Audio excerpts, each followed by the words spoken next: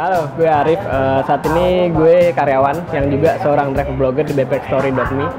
Umur gue sekarang 28 tahun, ya nggak tua-tua banget lah ya. Sekarang hobi gue emang jalan-jalan, jadi selain kalau gue hari kerja gue ngantor, weekend biasa gue jalan, terus di malamnya biasa gue nulis sih di blog itu.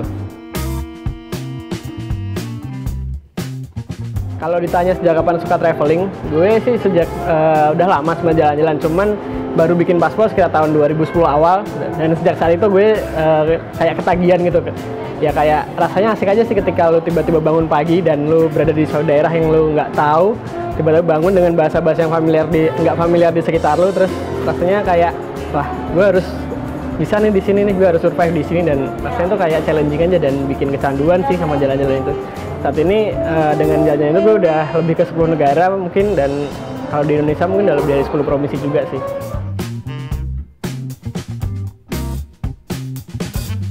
Kalau pengalaman paling unik atau apa ya, paling gue pengalaman ketika ke Jepang, gue mandi di onsen tuh yang rame-rame sama puluhan orang, bugil semua dan semuanya cowok.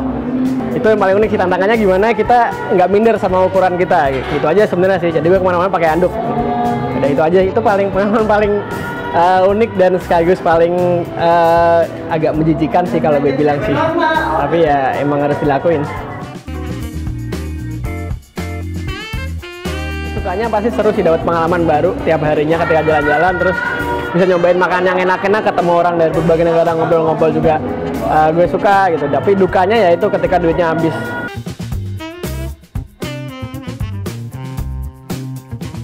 Misalnya kayak gue kemarin ke bagian ke Myanmar itu, gue sana emang isinya cuman kayak satu lahan besar gitu, dan isinya dengan ada ribuan candi di sana, yang dulunya sih ada 10.000 candi, cuman setelah dipugar-pugar, setelah bergulir ribuan tahun, ratusan tahun gitu, akhirnya cuma tinggal 2.000. Tapi gue kesana kemarin bukan dengan jelajah candi pakai kuda atau pakai sepeda gitu, tapi gue milih naik balon udara sih kemarin sih.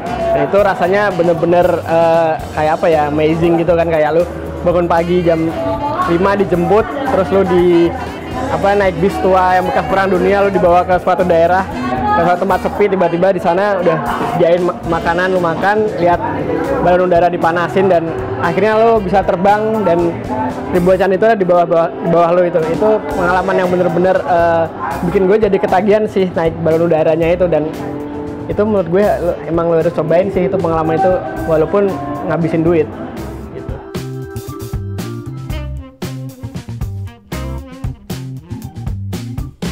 Gue bisa jalan-jalan ya.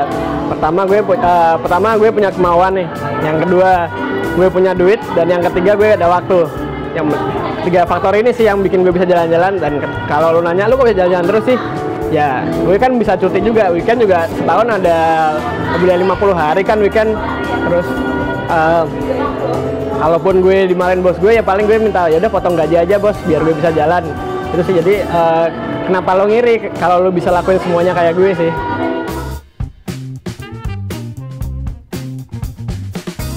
Awalnya sih gue modal sendiri nih, gue modal sendiri dari penghasilan kantor, gue sisihin deh sebulan 30% dari penghasilan, gue kumpulin, akhirnya gue jalan setahun berapa kali. Terus lama-kelamaan gue kan juga nulis di blog, gue nulis, terus akhirnya akhir-akhir ini banyak sih yang nawarin, lo mau jalan-jalan nggak ke sini?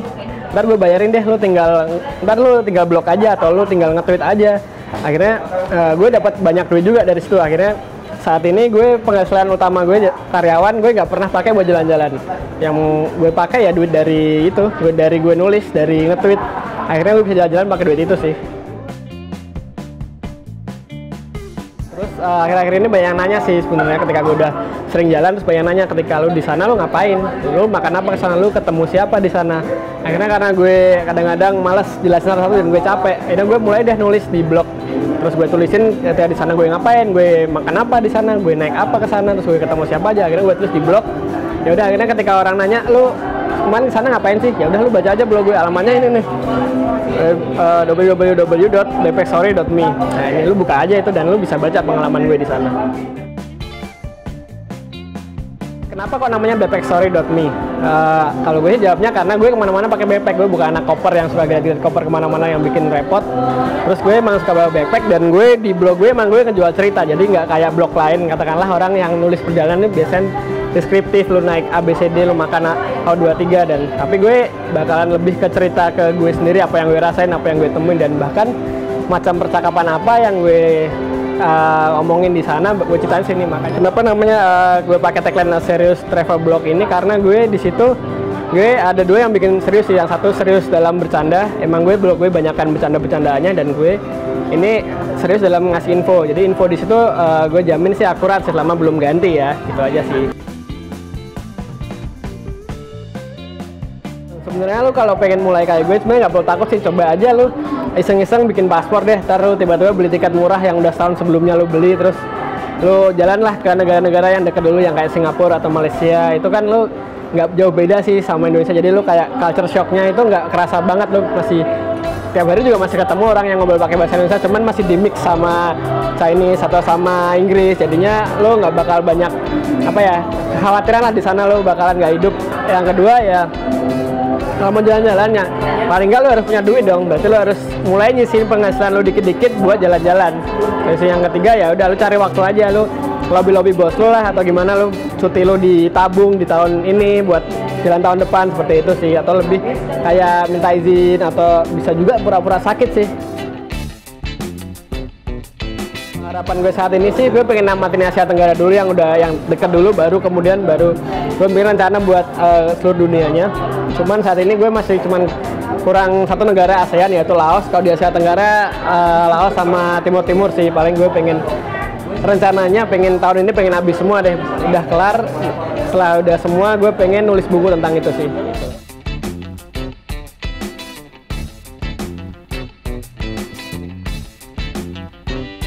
Gue seharian jalan pasti kan jarang banget tuh namanya mandi, dan ketika gue udah bongkar mandi gue langsung mandi deh dengan sabunan keramas. Dan namanya juga orang traveling pasti kan nggak boleh bawa yang banyak, bawa yang kemas sabun yang gede-gede. Jadi gue biasa sih pakai ini nih, Original Source, baru nemu juga baru masuk nih di Indonesia. Ini yang variannya Black Mint dan ini bisa buat mandi. Ya pastilah namanya sabun buat mandi, tapi ini juga bisa buat keramas. Jadi praktis banget lo kalau mau nyabun bisa, nyampo bisa. Ini rasanya kalau di rambut sih dingin gitu dan segernya, apalagi kalau di